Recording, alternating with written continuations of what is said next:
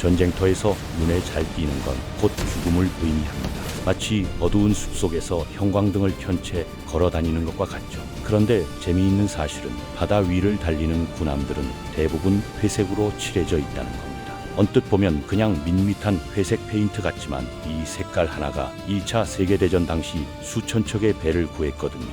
반면 북극과 남극을 누비는 쇠빙선들은 새빨간 선체를 자랑합니다. 소방차처럼 강렬한 빨간색이죠. 같은 바다를 항해하는 배들인데 한쪽은 최대한 안 보이려 하고 한쪽은 최대한 눈에 띄려고 합니다. 이 차이 하나가 실제로 수많은 목숨을 좌우했던 역사가 있습니다. 오늘은 군함과 쇠빙선의 색깔에 숨겨진 생존 전략과 과학적 원리, 그리고 그 배경에 있는 흥미로운 역사적 사건들을 파헤쳐 보겠습니다.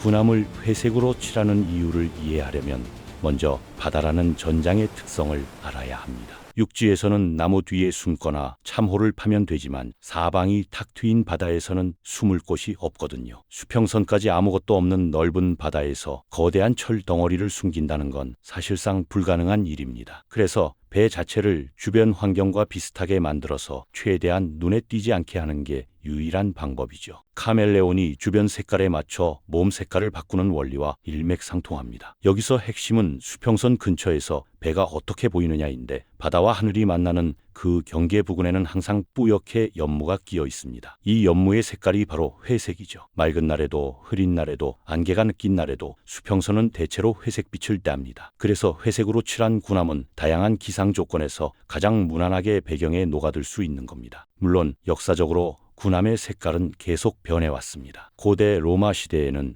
율리우스 카이사르가 정찰선을 청록색으로 칠했다는 기록이 있고 1차 세계대전 때는 아예 기하학적 무늬를 그려넣은 배들이 등장했죠. 이걸 대질위장이라고 부르는데 마치 현대 미술 작품처럼 검은색과 흰색, 회색을 이용해서 복잡한 줄무늬를 그려넣은 겁니다. 얼룩말 무늬를 연상하면 됩니다. 목표는 배를 숨기는 게 아니라 적의 잠수함 승무원들을 혼란스럽게 만드는 거였습니다. 당시 독일 유보트는 잠망경으로 목표물을 관찰한 뒤 거리와 속도, 방향을 계산해서 어뢰를 발사했는데 이 줄무늬 때문에 배의 앞뒤가 헷갈리고 속도 판단도 어려워졌던 거죠. 착시 현상을 일으키는 그림처럼 적의 눈을 속이는 전략이었습니다. 실제로 영국 해군이 1918년에 분석한 자료를 보면 재미있는 결과가 나옵니다. 대질 위장을 한 배들이 공격을 더 자주 받았어요. 일반 도색배는 항해 중 1.12%가 공격받았는데 대질 위장배는 1.47%가 공격받았거든요. 얼핏 보면 실패한 것처럼 보이죠. 그런데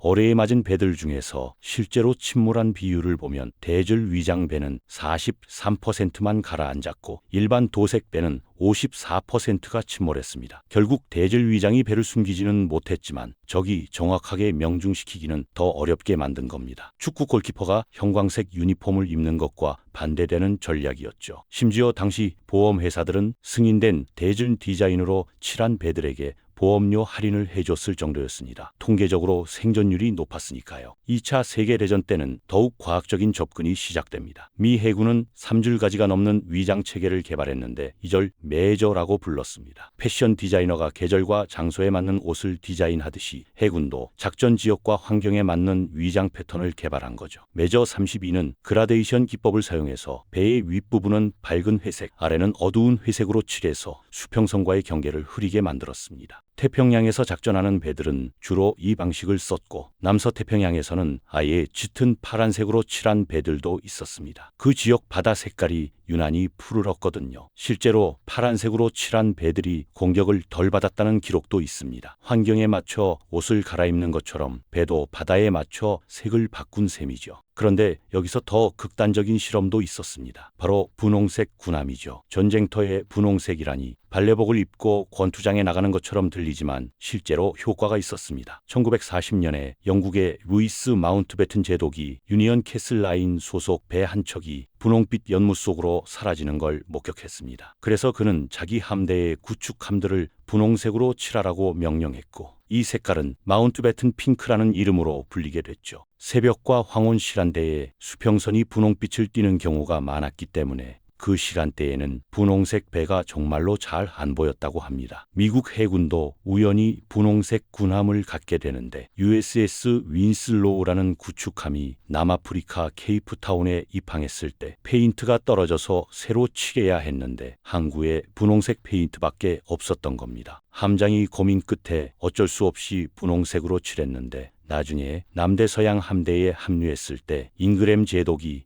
분홍빛 연무 속에서 거의 보이지 않는 윈슬로우를 보고 너무 감탄해서 나머지 함대도 다 분홍색으로 칠하라고 명령했다고 합니다. 전쟁터에서 분홍색 배들이 떠다니는 모습은 상상만으로도 기이하지만 효과는 확실했던 거죠. 2차 대전 중에는 더 획기적인 기술도 등장했습니다. 캐나다 해군이 실험한 확산 조명 위장인데 배 주변에 여러 개의 프로젝터를 설치해서 배 옆면에 빛을 쏴서 배의 밝기를 배경과 똑같이 맞추는 방식이었죠. 무대 조명으로 배우를 돋보이게 만드는 것과 정반대로 조명으로 배를 지우는 기술이었습니다. 실험 결과 가시거리가 75%나 줄어들었습니다. 영국 해군도 비슷한 실험을 했는데 조명을 끈 상태에서는 3마일 밖에서도 배가 보였지만 조명을 켜면 1.2마일까지 접근해야 겨우 보일 정도였습니다. 하지만 이 시스템은 너무 복잡했고 무엇보다 2차 대전 중반부터는 레이더와 적외선 감지기, 음향 탐지 장비들이 본격적으로 사용되기 시작했습니다. 게다가 어뢰 자체도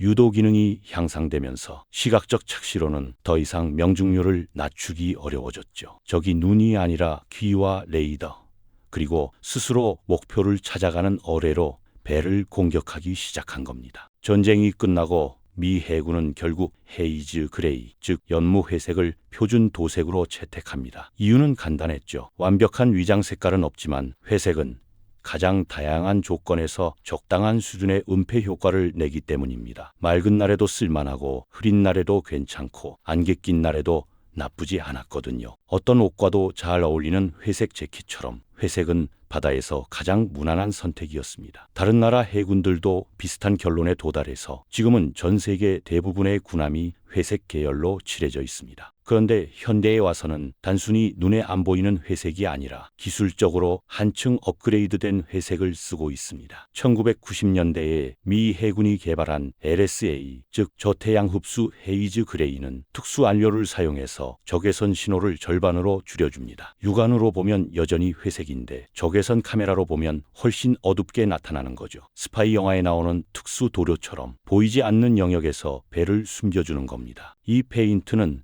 1995년에 처음 USS 덱스터러스라는 기뢰 제거함에 적용됐고 나중에는 USS 에식스나 조지 워싱턴 같은 대형 함정들도 이 페인트를 사용했습니다. 호주 해군도 2013년부터 근적외선 반사 폴리실록산 헤이즈 그레이로 바꿨는데 이 페인트를 칠하니까 선체 표면 온도가 20도나 떨어지고 적외선 신호도 크게 줄었다고 합니다. 여름 햇볕 아래에서 검은 옷과 흰 옷의 온도 차이가 나는 것처럼 페인트 종류에 따라 배의 표면 온도도 크게 달라지는 거죠. 그럼 현대에는 대질 위장이 완전히 사라졌느냐? 그건 아닙니다. 스웨덴의 비스비급 초계함이나 노르웨이의 스콜드급 같은 연안 작전용 소형 함정들은 여전히 회색 계열의 패턴 위장을 사용하고 있습니다. 연안은 육지와 바다가 섞여 있고 배경이 복잡하기 때문에 단색보다는 패턴이 더 효과적일 수 있거든요. 정글에서는 단색 군복보다 얼룩무늬 군복이 더 효과적인 원리와 같습니다. 2013년에는 미 해군의 연안 전투함 USS 프리덤이 2차 대전 때 쓰던 메저 32 패턴으로 칠해져서 화제가 됐습니다. 싱가포르 배치를 앞두고 위장 효과를 테스트하기 위해서였는데 결과적으로 다른 함정들에는 적용되지 않았고 프리덤 자체도 이미 퇴역했죠. 최근에 영국 해군의 HMS 타마나 캐나다 해군의 HMCS 레지나 같은 배들이 대전 패턴으로 칠해진 적이 있는데 이건 실제 전투용이 아니라 역사적 기념이나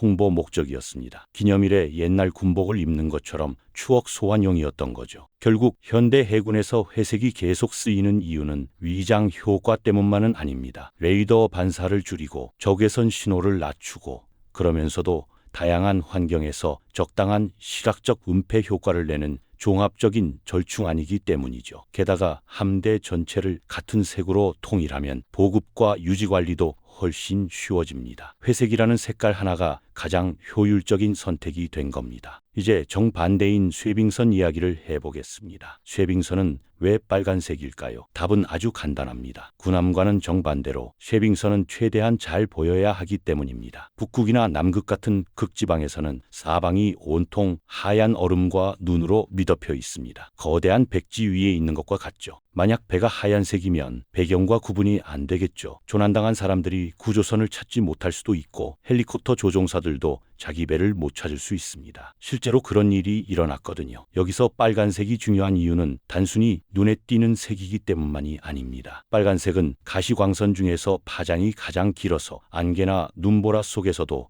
산란이 적고 멀리까지 전달되는 특성이 있거든요. 그래서 극지방의 악천후 속에서도 다른 색보다 훨씬 잘 보이는 겁니다. 1969년에 미국 엑슨모빌 소속 유조선 맨해튼호가 북서 항로를 통과하는 실험 항해를 했습니다. 알래스카 푸르도만까지 바닷길로 석유를 실어 나를 수 있는지 알아보기 위해서였죠. 이때 미국 해안경비대의 쇠빙선 노스윈드와 캐나다 해안경비대의 존 A. 맥도널드가 호위를 맡았는데 미국 쇠빙선은 흰색 선체였고 캐나다 쇠빙선은 빨간색 선체였습니다. 항해 중에 여러 차례 눈보라가 몰아쳤는데 미국 해안경비대 헬리콥터가 자기 모함인 노스윈드를 찾지 못하는 상황이 발생했습니다. 흰 눈보라 속에서 흰색 배가 완전히 사라져버린 거죠. 우유에 설탕을 떨어뜨리면 안 보이는 것처럼 흰 배는 흰 눈 속에 녹아버렸습니다. 결국 헬리콥터는 훨씬 잘 보이는 빨간색 캐나다 쇠빙선에 착륙할 수밖에 없었습니다. 이 경험 이후 미국 해안경비대는 모든 쇠빙선의 선체를 빨간색으로 바꾸기로 결정했습니다. 창피한 경험이 결국 더 나은 결정으로 이어진 거죠. 소련과 러시아, 캐나다는 이미 오래전부터 쇠빙선을 빨간색으로 칠해왔습니다. 그들은 처음부터 극지방 환경에서 고가시성이 중요하다는 걸 알고 있었던 거죠. 낮 시간대에는 빨간색과 흰색 선체가 멀리서도 잘 보이고 배의 뱃머리를 흰색 띠로 표시해두면 어느 쪽이 앞인지도 쉽게 알 수 있습니다. 조난자 입장에서는 구조선이 어느 방향으로 가고 있는지 파악하는 게 생사를 가를 수 있거든요. 안개 속에서 등대 불빛을 찾는 것처럼 눈보라 속에서 빨간 배를 찾는 겁니다. 미국 해안경비대는 지금도 배의 임무에 따라 선체 색깔을 다르게 칠합니다. 흰색은 일반 경비정과 구조선,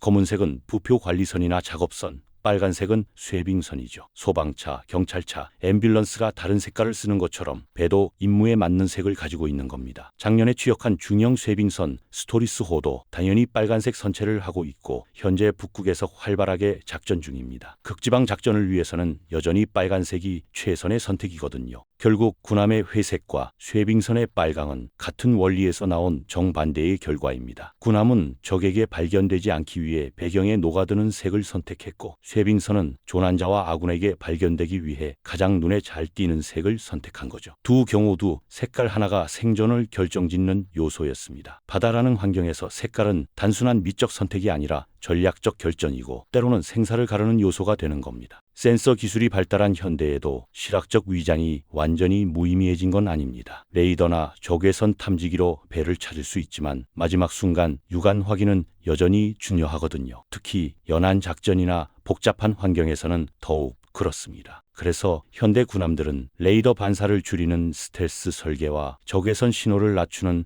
특수 도료 그리고 시각적 은폐 효과까지 모두 고려한 종합적인 접근을 하고 있습니다. 회색이라는 색깔 하나에도 수십 년간 축적된 과학과 전투 경험 그리고 생존 전략이 담겨 있는 셈이죠. 다음에 바다를 보게 된다면 저 무심한 회색 페인트 속에 숨겨진 치열한 생존 싸움을 떠올려 보는 건 어떨까요?